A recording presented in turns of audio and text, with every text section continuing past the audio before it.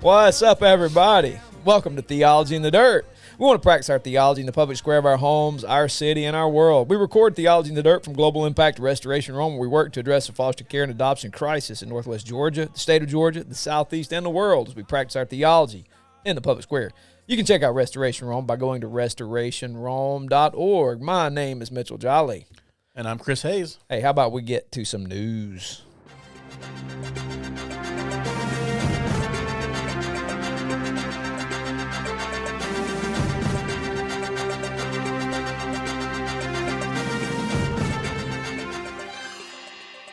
Well, Chris, the Israeli military appeared to complete its encircling of Gaza City on Sunday, effectively splitting the Gaza Strip in two.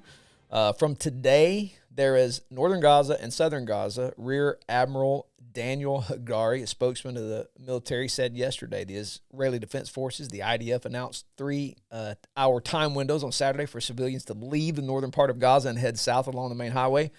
But Hamas attacks on Israeli troops disrupted the evacuation corridor, according to the IDF. Phone and internet blackout was instigated again on Sunday evening, and the third blackout since the conflict began. Secretary of State Anthony Blinken met with leaders of Iraq, Jordan, and Egypt, and Saudi Arabia, Qatar, and the United Arab Emirates over the past several days in a whirlwind diplomatic push to prevent conflict in the region from escalating as a result of the Israel-Hamas war.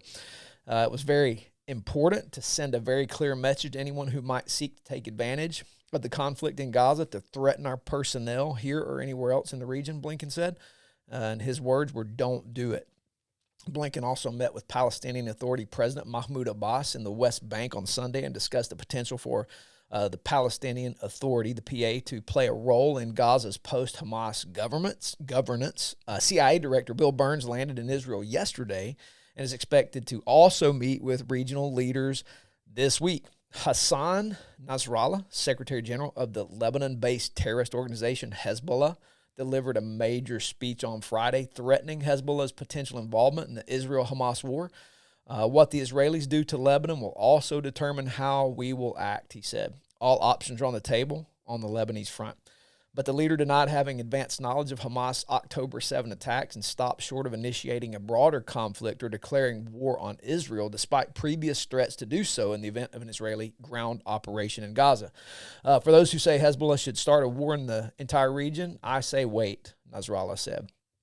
These are the beginnings. Missile and rocket fire from the Iranian-backed group continues to hit northern Israel reportedly killing a civilian on Sunday and raising the specter of an inadvertent escalation. They also continue to hit U.S. military personnel also.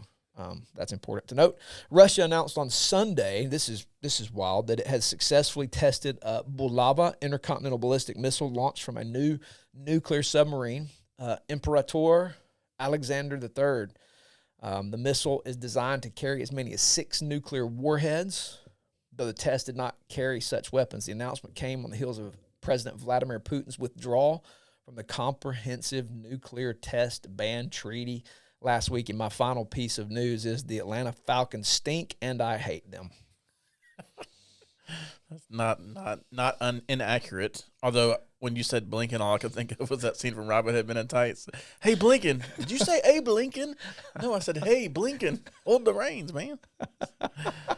I'm just awesome. skipping over the Falcons' failures there with that because that's funnier. Yeah, They're both kind of funny. They are kind of funny. Yesterday, we experienced another daylight saving time change as we set our clocks back an hour. And yes, it is daylight saving time, not daylight savings time, just like it's not Walmart's or Kroger's. It's not? It's not. This is 100% not. But people still say it and put it on their promo stuff. So I go to the Kroger's. I know. Silver Creek can't take it out of you. But I digress. There is still a lot of movement and effort to try and do away with these time changes twice a year, but nothing is imminent as of yet. Senator Marco Rubio reintroduced the Sunshine Protection Act, which he originally introduced last March and did it again this year. It passed through the Senate but was never voted on by the House. Similar bills have been created and sent through, but so far nothing has been made permanent. Hawaii and Arizona currently do not observe daylight saving time, and also some U.S. territories like Puerto Rico, Guam, American Samoa, and the Virgin Islands. All in all, the 19 states have passed bills and resolutions since 2018 to make daylight saving time permanent if and when it passes through Congress, including Florida, who was first, Georgia, Kentucky, Colorado, South Carolina, Tennessee, Alabama, and several more. Also, the Beatles released a new song last Thursday. And you How is this might possible? be asking, why? How is that possible? As you just did, because it sounds impossible, considering half of the Fab Four have passed away. But thanks to AI, 2 living members, past studio recordings, and a strong collaborative effort, it happened. So John Lennon wrote the song. It's called Now and Then. He wrote it in 1978 and ended up recording a demo. He actually recorded a lot of demos around that time of songs that he had written that didn't make it to albums. Okay. And so that's about 40 years ago. And so when he recorded that demo, they pulled his original vocal track from that. Okay. And cleaned it up some. And then Paul McCartney and Ringo Starr got together last year to add in bass, drums, piano, some new vocals. Wow. And McCartney even added some other guitar parts with the help of Giles Martin, who's the son of the longtime Beatles producer George Martin. And then, of course, the song also features some recorded guitar parts from George Harrison that were recorded back in 1995 and included them on the track. So they took some AI capabilities with past Beatles stuff, mixed with some new, some old, mashed it together. It's a pretty good song. You can go check it out now. It's called Now and Then. It's on YouTube. It's on Apple Music, wherever you get your music. Actually a pretty good song, and it sounds like a vintage Beatles song from the 70s. Really? So that's fascinating. Yeah, it's pretty cool. And it makes me wonder what might we start seeing more of these types of things happen from artists who passed away but maybe recorded something that never made it to tracks. I think Michael Jackson released one posthumously. Wow. Tupac did they took some other artists after they passed away and made some songs out of things that they had recorded. That's fascinating. Yeah. That's crazy. I would Mike would be awesome. That would be cool. See some Michael Jackson, because I like Mike. Yeah. That's pretty awesome. Well, another piece of news. This is pretty neat, and a really, really neat thing I want to share with you guys. And it's right here. You can see this right here. It's called Magic Mind. Tell you guys about a product that's really helped me. I'm beginning to discover with focus and extra energy, and it's called Magic Mind. Now, I'm an early riser. I'm a 5 to 5:30 a.m. guy, not because I'm super special, but because I just wake up always my whole life. I'm an early riser. It's kept me out of a lot of trouble in high school, because that means you're going to get a good 8. You better go to bed at 9.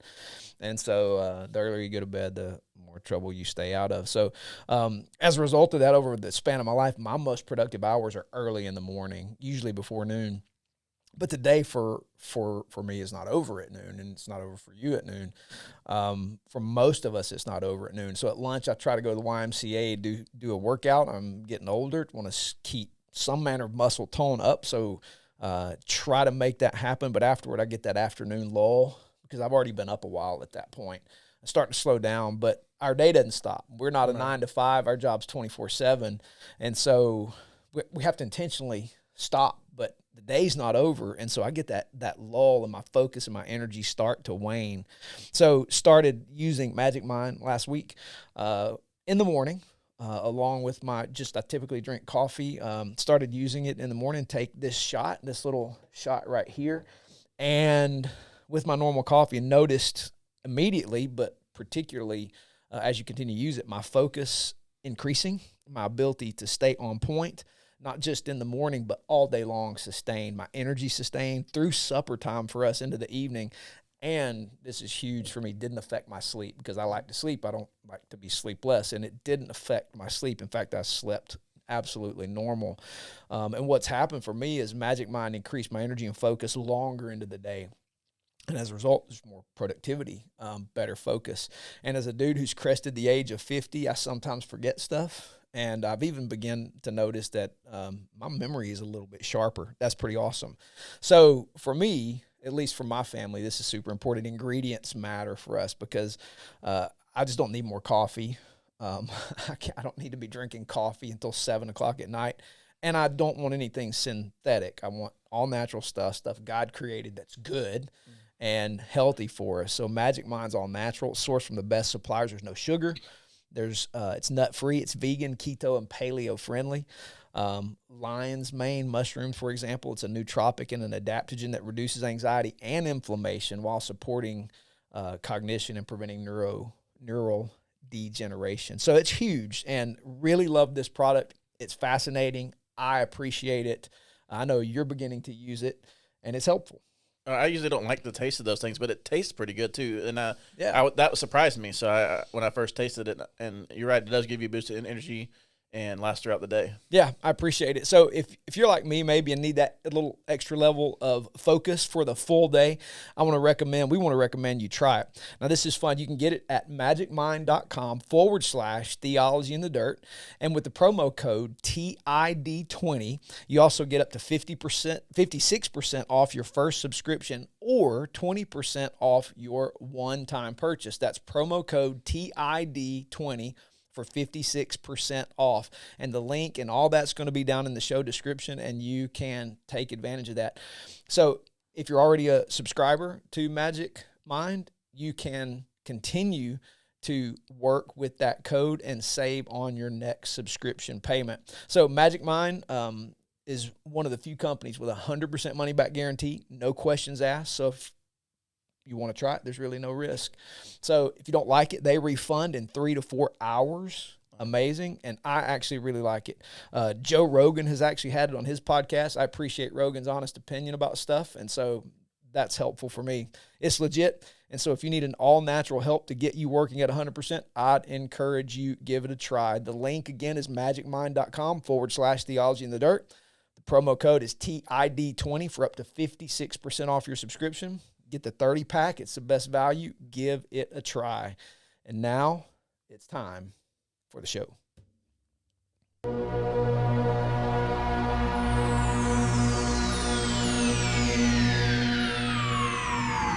Ladies and gentlemen, may I have your attention, please?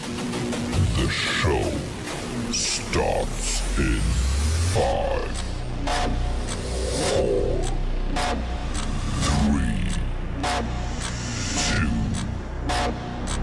1, go. By the way, our listeners appreciate the 5 countdown versus the 10. I do miss the Let's Rock, though. I really resonated with that. But Yeah. the 5 seconds is better. I agree. I do kind of miss the Let's Rock. Maybe we can superimpose those. Maybe we can. Maybe we can have Voice come back. We can hire him back for the Let's Rock. Maybe he comes cheap. Maybe. We'll see. Yeah, we'll see. Well, it's time for us to get down in the dirt and wrestle with something today. And we're going to wrestle a little bit with Just War Theory. This is super important because as Christians, how are we going to approach the current situation we find ourselves in around the world? The language, man, people are using, they're saying World War III. That's kind of the big language that's getting thrown around. Saw this morning where the United States, a nuclear sub popped up there, and we parked a nuclear sub there in the region. Has nuclear warhead capability. We got 2 carrier strike groups in the Mediterranean. Marines are standing by. We have bases that are already being attacked. Russia is moving. China's moving. It's nuts. It's insane. And we find ourselves in a current situation where Christians have to ask the question, what are we supposed to do?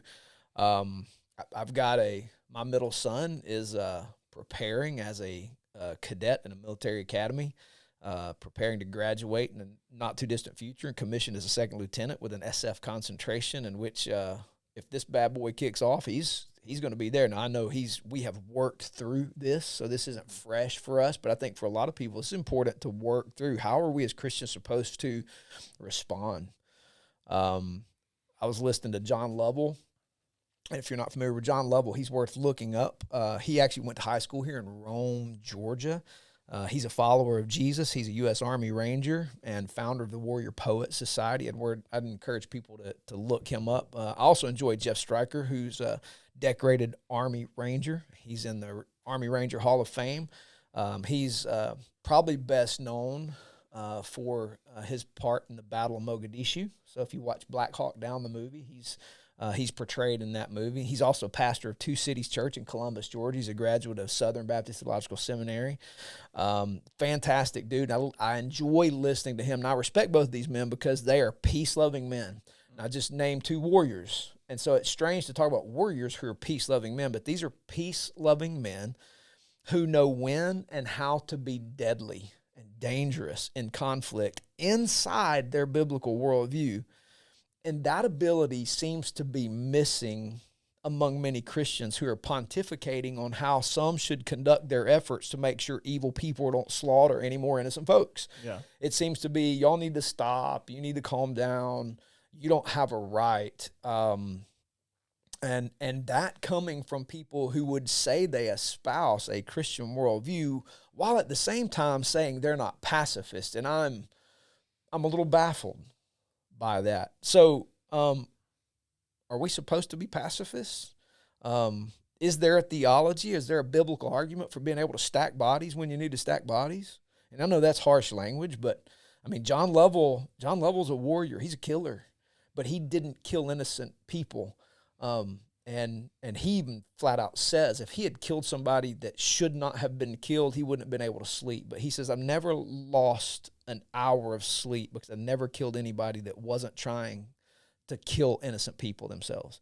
And so we made sure that we preserved other people by making sure evil people who wanted to kill innocent people didn't have the chance to do that. And I'm going, you're talking a language I can appreciate at that point. So is there an argument for doing that, or are we just making that up?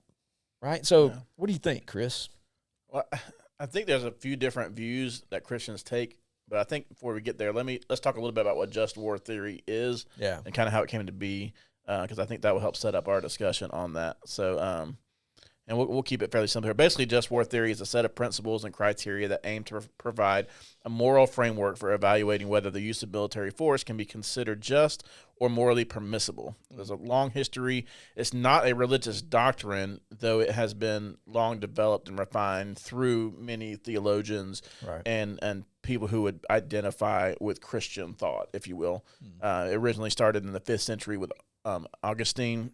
His view of justice and warfare can be summed up by this statement: we do not seek peace in order to be at war, but we go to war that we may be at peace. Be peaceful, therefore, in warring, so that you may vanquish those whom you war against and bring them to the prosperity of peace. In the 13th century, Thomas Aquinas built on and expanded Augustine's thought, and then later Christian thinkers have added certain nuance and commentary on the just war tradition, but the main principles we still use today are basically derived from both Augustine and Aquinas. Basically, this is rooted in Romans 13:3-4. For rulers are not a terror to good conduct, but to bad. Do you want to be unafraid of the authority? Do what is good, and you will have its approval, for it is God's servant for your good. But if you do wrong, be afraid, because it does not carry the sword for no reason.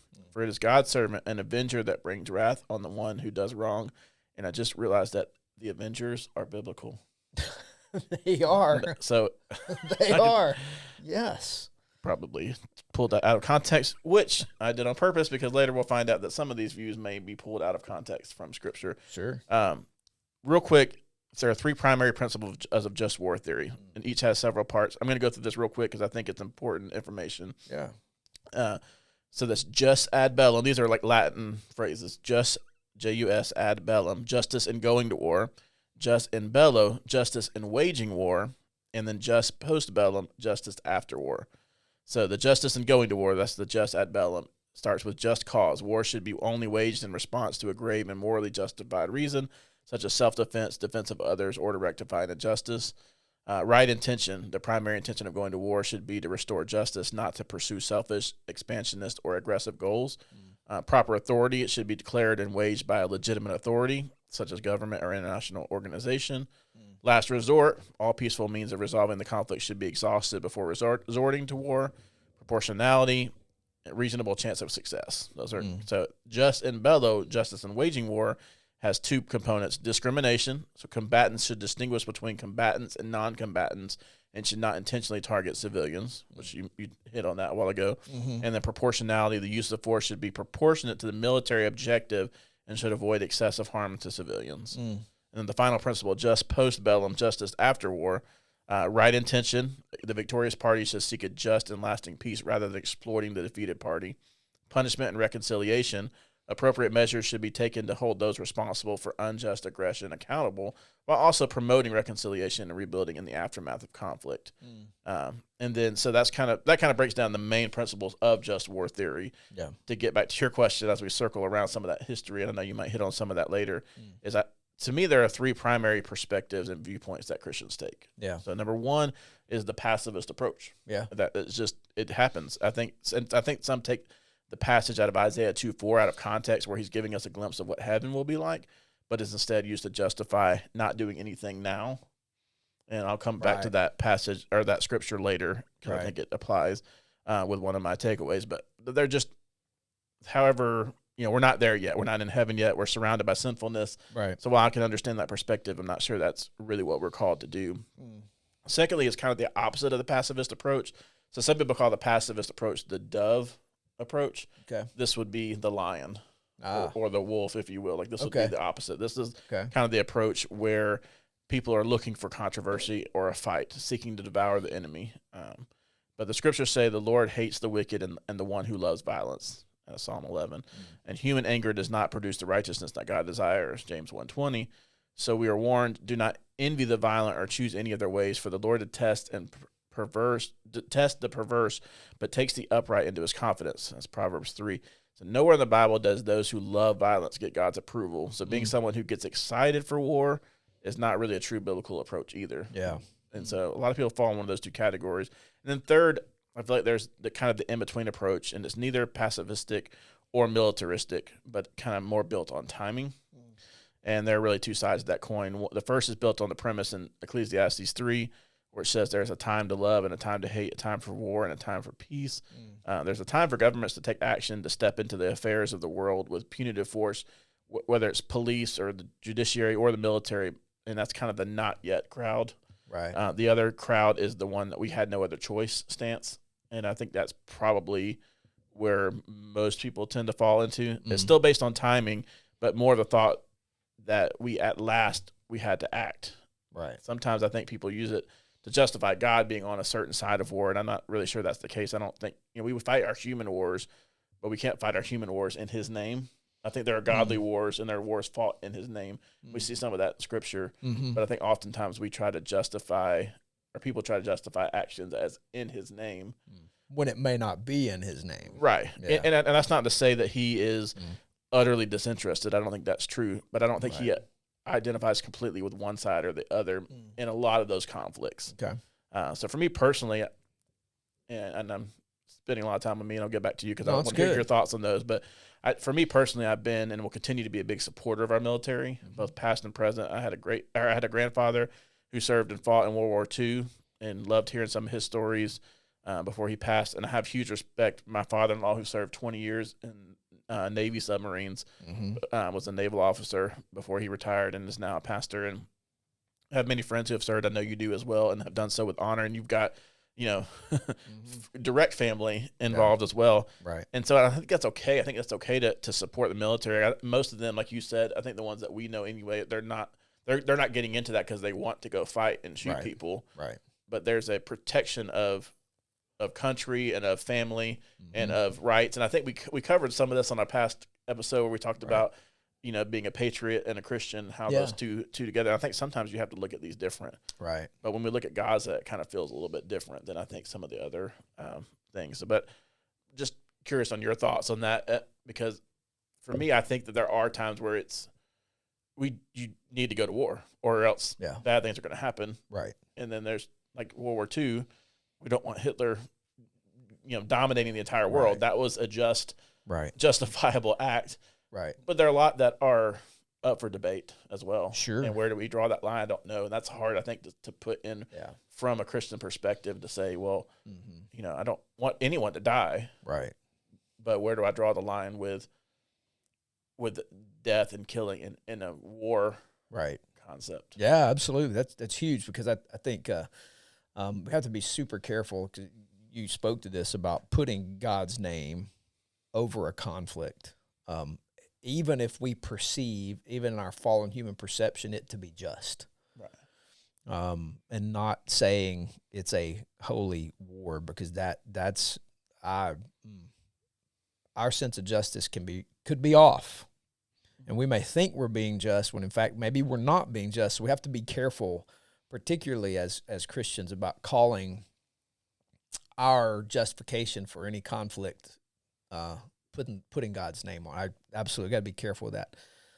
Having said that, we do have to do our very best to try to understand if what we are seeking or what we are doing is just. Right. And you hit those qualifications, and for folks who didn't hear that, go back and listen to that, because those are absolutely huge. There's a great little resource, Stanley J. Grins and J.T. Smith put together a little, it's actually called Pocket Dictionary of Ethics. It's a very helpful little resource by InterVarsity Press. It was done in 2003. So page 64 and 65 outline some of what you said. It's if it's waged for a just cause, motivated by a just intention, comes as the last resort, is pursued by legitimate governmental authority. That's huge. Has limited ends in view, exempts non-combatants from attack, and carries a reasonable hope of success. A couple things came to mind for me historically. Because we live in the United States of America and we live in the South, I think one of the fascinating studies of just war is the actual American Civil War, because the Civil War is a perfect study in contradictions.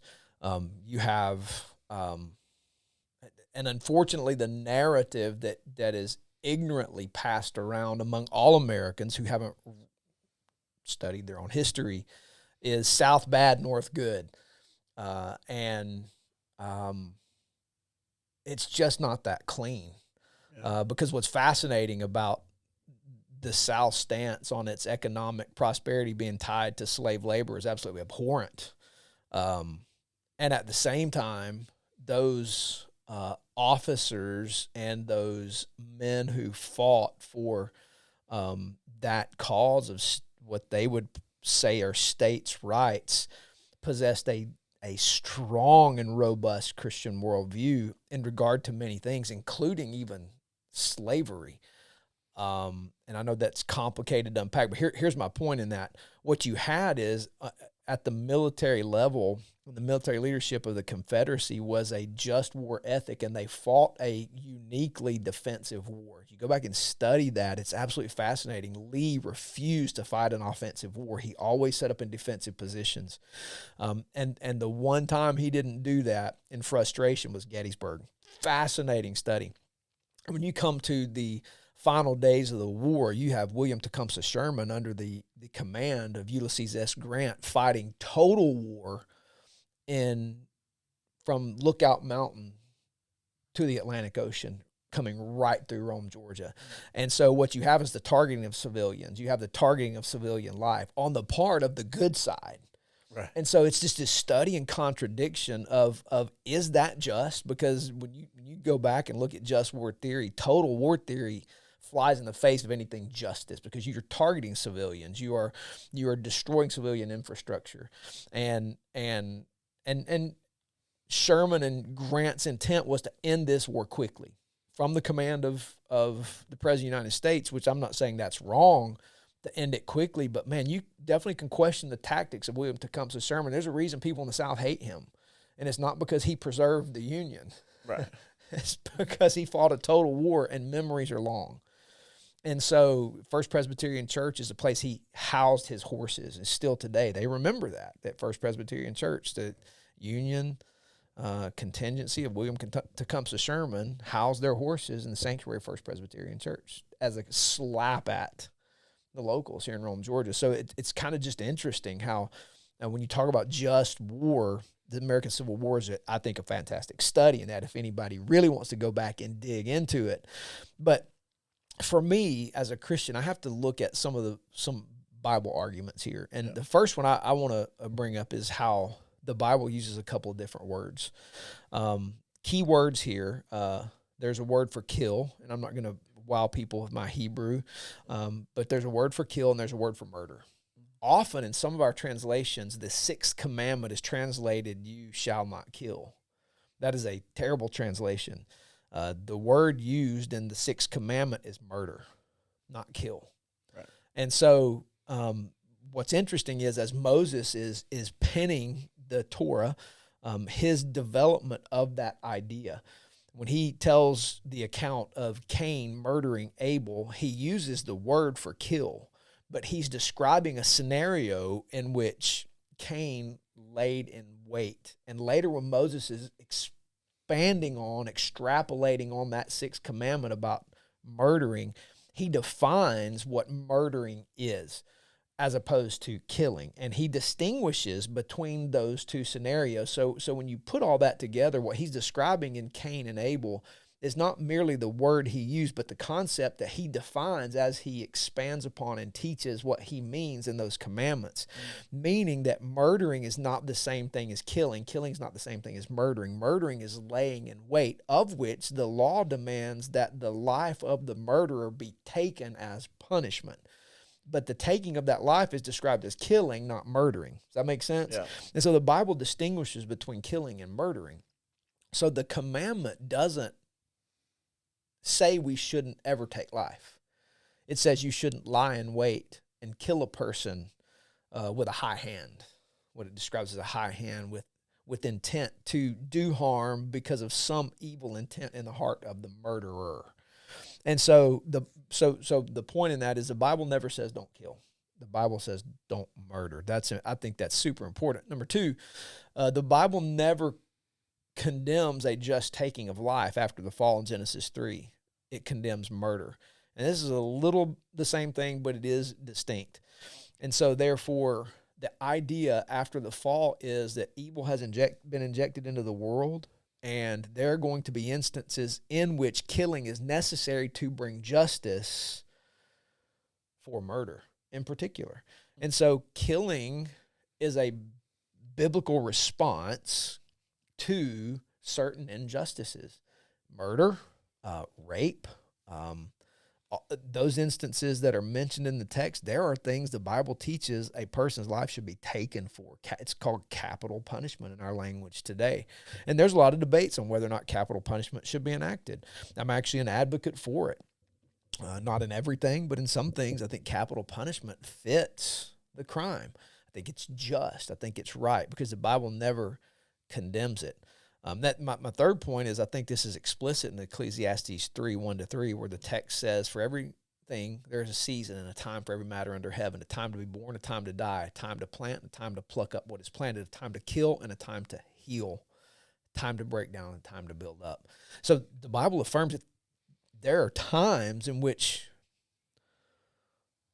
taking life is necessary for the preservation of good things.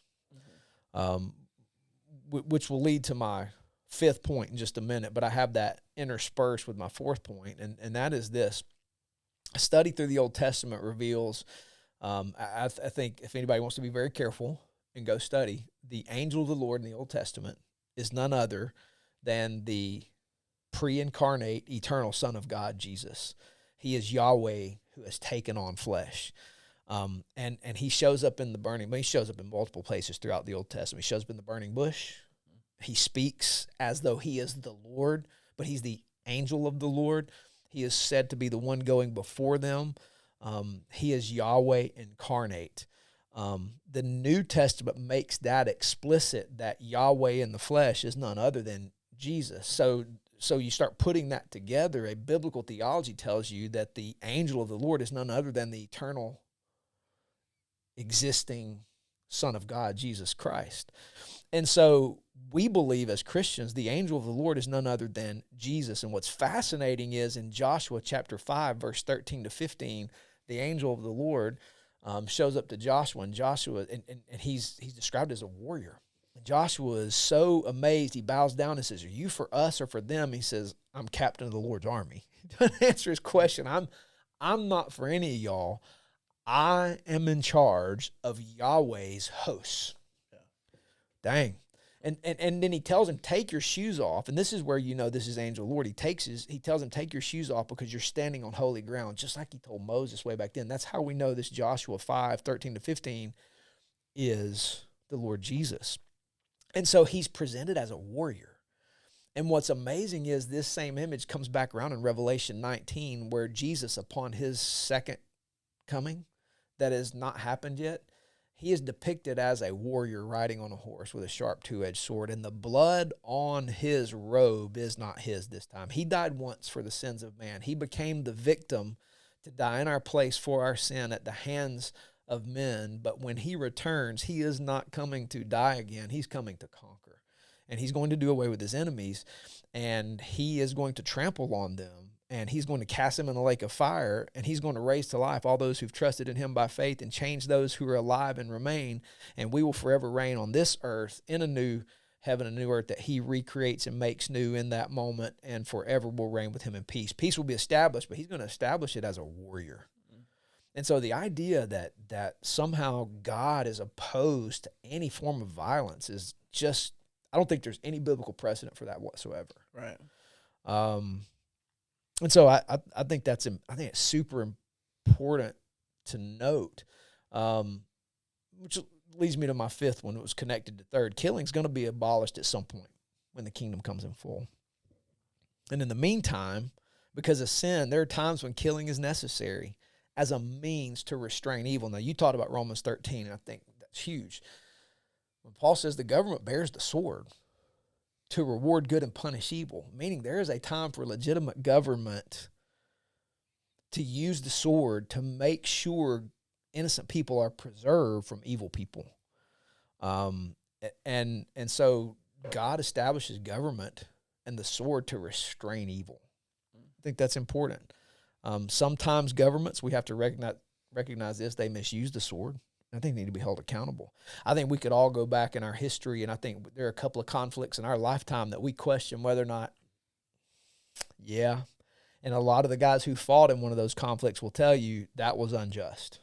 Right. There are guys, the man who killed Osama bin Laden will tell you that he hates the people who sent him to war. I'm not advocating for his hatred. I'm just telling you, I like listening to these guys and reading their books. I'm fascinated by them, fascinated by their worldview. Those who are Christians and those who are not, says that they made me a mass murderer for their political agenda.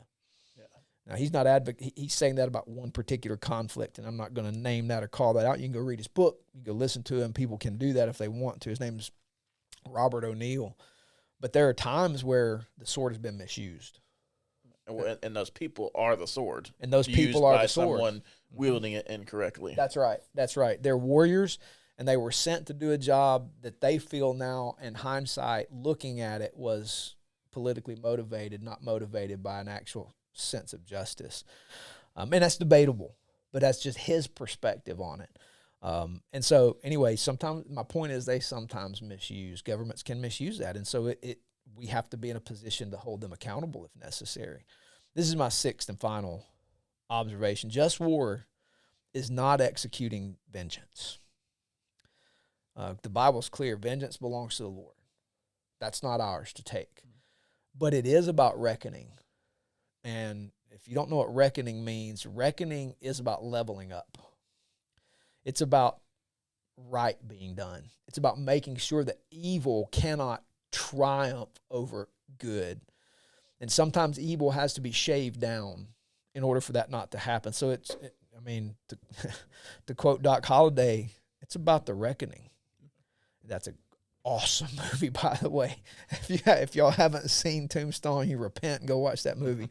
But it's about the reckoning, and it's about making sure that evil people get to go meet the just judge face to face, so that he exercises ultimate justice and vengeance in the way he decides to do it, because he is the judge. And so sometimes just war is about executing reckoning. And it's being the instrument that restrains evil so that good can flourish. And there's a place where some people have to stack bodies, not in joy, but in duty. And when they do that, they've not done wrong. As I mentioned already, my middle son, with an SF concentration, will commission as second lieutenant, and he may be sent commanding men, being commanded into those conflicts. And we've worked that out together. But we're also in a time and place where my other two sons are draftable. Yeah. And we're not beyond that happening again. And so, and other people listen to this, their sons, and even, God forbid, their daughters, like, we should never, ever be putting women in combat. I'll stand on that. Do not put women in combat. The men, if you're going to have to do that, it needs to be the men who do that. And I'm not saying women aren't capable, so don't anybody listen to this and say, oh, he don't believe women are capable. No, I just think there's a biblical ethic for that's a job of a man. don't put your women out to do the work that a man ought to be doing. And if it's wielding the sword, put the dang man out there. Now, there are examples where Deborah was a warrior. Awesome. But she also kept drawing that back to the dude going, if you don't go do your job, it's going to be said that a woman did this. So get up and let's go. Thank God for that, right? So here's my point. I got sons, and we're going to have sons that may be drafted. And unfortunately, in our current setting, we have our daughters be drafted. We need to be sure that we understand what we're sending them to. And is it just? And if not, what are we going to do about that? I mean, as a dad, I'm like, well, if my sons get drafted, I'm going to find a way to sign up, and I'm going to. I know I'm fitty, but I can still stand a post, carry a weapon. But I'm not going to let them draft my sons. And You stay could be at the house. Patriot. I could be I could be the Mel militia Gibson. guy. Yeah. Yes, I'll be the guerrilla warfare guy. But I'm not going to let them take my sons and me stay at the house. So I've worked this out of my own soul, but I think other people have to get themselves good with what is just war, and is this possible? So that's my thoughts. Those are my thoughts, and incomplete. But we don't have a 16-hour podcast. There's a lot that's written on this, but we want to introduce people to some thinking and get them thinking about it and talking about it. Yeah, well, and I think as we're talking about this, I know we've mentioned a couple of movies. One that comes to mind that I think it's a fantastic film. If you haven't seen it, it's called Hacksaw Ridge. Oh yes, based on a true story. And I bring it up because this is a perfect example of a guy who was called a pacifist but was not. Right. But believed for his sake he shouldn't kill. Yep. Maybe context was out there, but that was his. Right. He was willing to die for that belief, and I commend that. Desmond Doss. Yeah. From this area. From this area. That's right. I totally forgot about that. Yep. Cloudland Canyon area, but I think he's buried in Chattanooga, Tennessee's right. Veterans Cemetery, but ultimately connected to Virginia. But yeah, Desmond Doss. Because he believed the war itself was just, Yeah. and was willing to, and it's a unique. If you haven't seen it, it's a great film. It's a unique perspective he has because number one, a whole lot of people were still breathing because of him. Yeah, absolutely. Even though he refused to never pick up a gun, was put in Fearless. jail for it. Yeah, absolutely fearless, more so than any other soldier there. Yeah. And changed some hearts on that and some minds on that once he got on the battlefield. Yeah. And I'm not saying that you have to be that as a Christian. That's not my point here. But my point is there's you can believe in a just war and not want to kill people, and you can want to kill people. There's the opposites of that too. Yeah. I think it all comes down to understanding scriptures, and I think you're right. I think there's no condemning of that in the right setting. Yeah. And even in the New Testament, it's not an Old Testament thing either. War is, I mean, how many times did Jesus or Paul use military examples when talking about things? I mean, even in Ephesians, we talk about the armor of God. Yeah. And I don't think that those were used just because that resonated at the time. Yeah. I think they knew that would resonate thousands of years later. Yeah. And even in the armor of God, everything is defensive except for one. But that weapon we have, the Word of God, that's good. is powerful. And so that just leads me into my takeaways today. I've just got 3 simple ones here today. Number 1, prayer remains the ultimate tool and weapon regarding war. We must always pray. We should continue to pray for safety and peace and protection and for good and so on. And if we aren't praying, we probably ought not to have a strong stance on anything. So I just say read the Word and talk to God and be praying through that, especially if you're not sure where you stand on this topic. And I think that's an okay place to be. But as we're talking about it, as you're processing that, those of you who are listening or watching today, where do you stand on that? And maybe let us know. Reach out to us, theologyinthedirt@gmail.com. We'd love to hear your thoughts on it. But if you're not sure, seek the Lord, and that will help you find that. Number 2, seek guidance and listen to wise leaders as you weigh the costs and benefits of war. The Bible teaches, surely you need guidance to wage war, and victory is won through many advisors, Proverbs 24:6. And then, as Jesus said, or suppose a king is about to go to war against another king. Won't he first sit down and consider whether he is able with 10,000 men to oppose the one coming against him with 20,000? If he is not able, he will send a delegation while the other is still a long way off and will ask for terms of peace. Luke 14. Yeah. And then in listening to advisors and weighing the options, remember words of Oliver Cromwell to the Scots just a month before the Battle of Dunbar. I beseech you in the bowels of Christ, think it possible you may be mistaken. And I think that's just good advice in general. Just because war seems like it's necessary, we should always be looking for ways to find peace outside of that, but knowing there is just cause for that when it comes, and just being humble enough to seek that. And then finally, peace is still and should be the goal. If peace can happen outside of war, that should be the focus, with war being the last option. But one day, peace will be the standard, and we will all experience it. And coming back to the scripture I referenced earlier out of Isaiah 2:4, he shall judge between the nations and shall decide disputes for many peoples, and they shall beat their swords into plowshares and their spears into pruning hooks. Nation shall not lift up sword against nation, neither shall they learn war anymore. And that's going to be a beautiful day when war is no longer necessary, because the king who rules over all, and all will bow before him, will be in place, and there will be peace amongst everyone. Amen. That's good stuff. Yeah, and it's super important to recognize a desire to do justice is not a bloodlust. No doubt there are people in those positions who have bloodlust, and there are people who misuse war for economic and all manner of purposes. But man, we're talking about something that ultimately ushers in peace and prosperity for every human being. And Jesus is that warrior who's going to ultimately make that happen. Well, guys, if you have any thoughts, anything you'd like to share with us, we encourage you to hit us up, as Chris said, theologyanddirt@gmail.com. You can ask us questions. We're glad to circle back and visit stuff, because oftentimes it's easy to open a can of worms, open Pandora's box, because we're rolling around in theological topics and we want to wrestle with them. And so with our world as it is, we want to wrestle through what it is to have a just war, and if we can do that, and if it's our role to fight in it. So we hope you guys appreciate that. We hope you enjoy engaging with us. So again, send us an email, theologydirt@gmail.com. Hit us up. Those of you who know us in person, you can see us at church. You can see us in the community. Ask us questions. We're glad to converse about it. You can leave us a 5-star rating. You can share the podcast. Don't forget to check out Magic Mind and all the promo stuff. You can find that in the description. And so we appreciate you guys. Thanks for listening. We'll see you next time. Take care. Out.